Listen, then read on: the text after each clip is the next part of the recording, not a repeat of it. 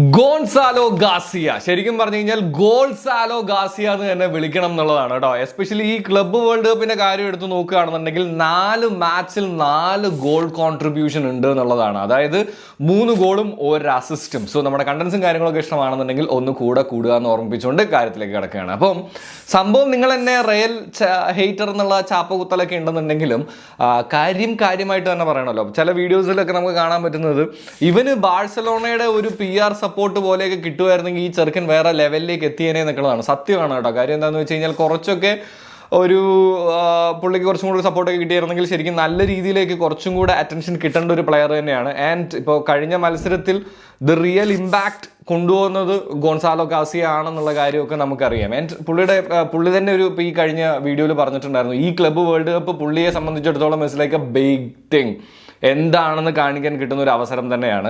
And ലാ ഫാബ്രിക്ക product ആണ്, അതായത് റയൽ മാഡ്രിഡിൻ്റെ തന്നെ പ്രൊഡക്റ്റ് ആണ്.